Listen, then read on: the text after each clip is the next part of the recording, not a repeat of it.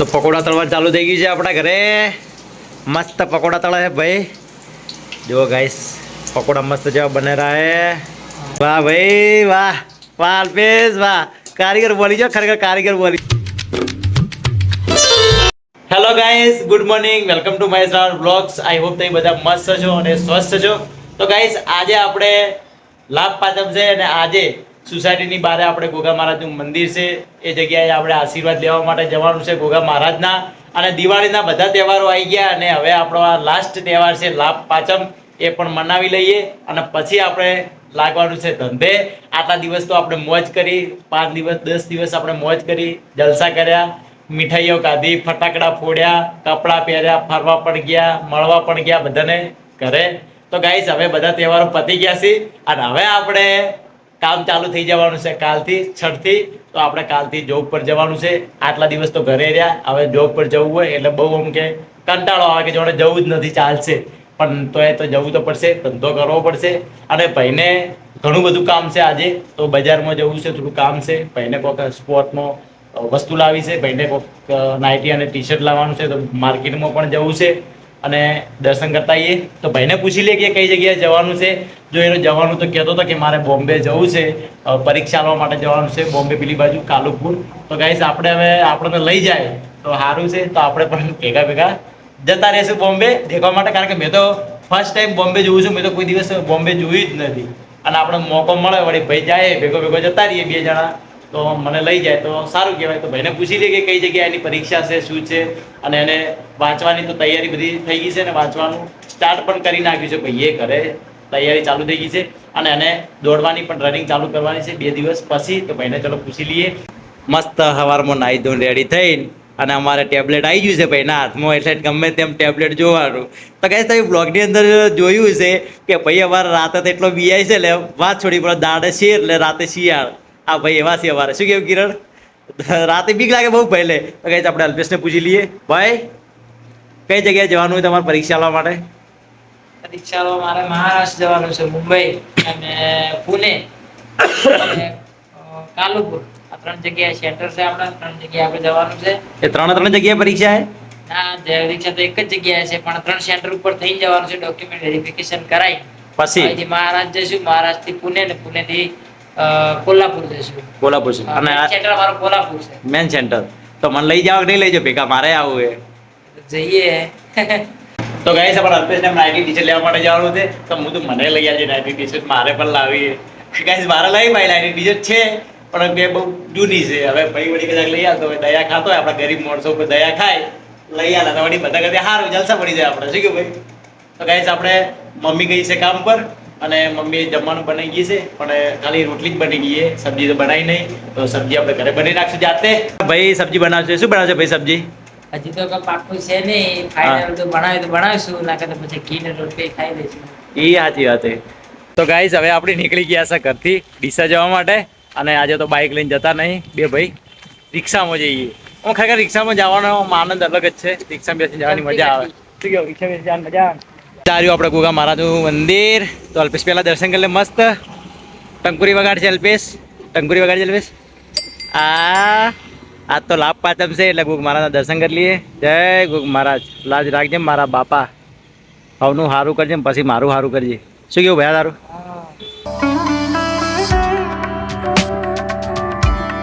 આપણે ગોગા મહારાજના દર્શન થઈ ગયા અને પાછળ ભાઈ ગયા થોડો ફરી જાય ટેમ્પો, નહીં તો જવાનો જ છે નકે. તો હવે બે જે રિક્ષા કૂદવી પડશે. રિક્ષા હવે રિવારજી ઉભા રહીએ અને પછી નીકળીએ ડીસા. શું કે ભયા? આ તો હું બહુ ખુશ છું ગાઈસ, કારણ કે આજ ભાઈ આપણે વસ્તુ લઈ આવ્યા હતા.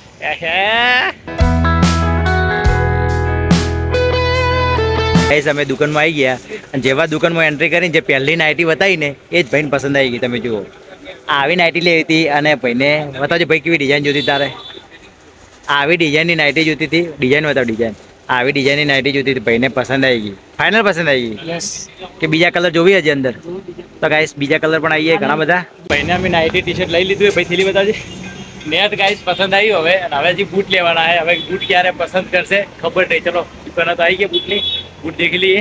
ભાઈને જલસા કરે ખરો, બૂટ અલગ અલગ પહેરવાના જલસા. ભાઈને તો જલસા નહીં, મહેનત કરવાની છે. તો ગાઈસ નાઇટી લાવવાની, ટી શર્ટ લાવવાની, બૂટ તમે જો કેટલા બધા બૂટ આલ્યા, 1 2 3 ચોથું આ વ્હાઈટ પહેરે, હવે કે વ્હાઈટ પસંદ આવ્યું, પહેલા હાર્યું પસંદ આવ્યું, એના પછી હાર્યું પસંદ આવ્યું, એના પછી ઉલ્યું પસંદ આવ્યું ને હવે વ્હાઈટ આવ્યું કે વ્હાઈટ હાર લાગશે. આય હારું હોય હવે આય હારું એ પહેર. 10 બૂટા છે, 10 10 સારા. તો ગાઈસ ભાઈનો તો બૂટનો ઢગલો હે. તો ગાઈસ ફાઇનલી ભાઈને બૂટ પસંદ આવી ગયો. મને કે તું પસંદ કર એ જ હું બૂટ લઉં. તો ગાઈસ મેં પસંદ કર્યા વ્હાઈટ કલરના બૂટ, પણ એને તો 3-4 એના બૂટ કર્યા પણ એને કે પસંદ જ નતા આવતા. મને કે તું પસંદ કર, આપણે પસંદ કર્યા વ્હાઈટ કલરના બૂટ આપણે આવી ગયા. અને હવે આપણે નીકળશું ઘરે જવા માટે. શું ભાઈ હવે પતી ગયું તારે બધું પિક્ચર પૂરું? તો ગાઈસ ભાઈને પિક્ચર પૂરું થઈ ગયું. હવે આપણે જઈએ બગીચે. પૂરું નહીં, વસ્તુ લેવાનું પિક્ચર પૂરું. તો ભાઈ ગાઈસ ભાઈને વસ્તુ લેવાનું પિક્ચર પૂરું. હવે આપણે જઈએ બગીચે. તો ગાઈસ અમારે બજારમાં આવ્યો ને ભાઈ, અને આવી તો કોઈક વસ્તુ દેખી જાય ને એટલે તમે જો શું લીધું લાવ લાગજે. શું લે તું? कौन खावा ताजमहल के राजा बादशाह को पान खाने તો ગાઈસ બજારમાં આવે ને એટલે આવું બધું હું છે જે તે લેવાનું છે. આ વસ્તુ આટલી બધી પડી અને જે તે લેવાનું હું છે ભાઈ લેવું નહીં. હેડ ને સોડો બોલો મારા ગાત હેડ જવા જો ભાઈ આપણે ઊભું થઈ જવાનું વસ્તુ લેવા માટે.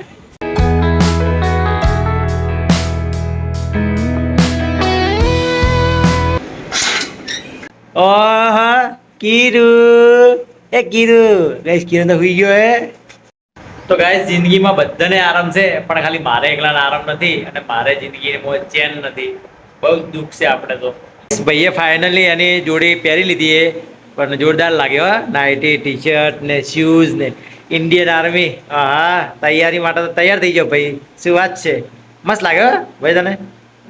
હા એકદમ મસ્ત લાગે કપડાં. તે બૂટ હે ને બૂટ પ્રમાણે નાઇટી હે ને એટલે મસ્ત લાગે. કોમ્બિનેશન થઈ ગયું ને મસ્ત લાગે. તને પસંદ છે ને? બસ તો બીજું શું જોઈએ. તો ગાઈસ આજે આપણા ઘરે બની રહ્યા છે કઢી એન્ડ પકોડા, એટલે કે કઢી પકોડા. તો આજે ભાઈને કઈ શું ઈચ્છા થઈ ગઈ એવી મમ્મી જમવાનું બનાવી દીધી, તો જમવાનું પણ ના બનાવી દીધું અને કે આજે તો મારે કઢી પકોડા જ ખાવા છે. તો બધો સામાન લઈને આવ્યો માર્કેટથી અને હવે કઢી પકોડા બનાવવા બેઠો છે. એને બધું આવડે ગાઈસ, કઢી પકોડા કો, પાવભાજી કો, તમારે જે કોઈ તમને બનીને આપે.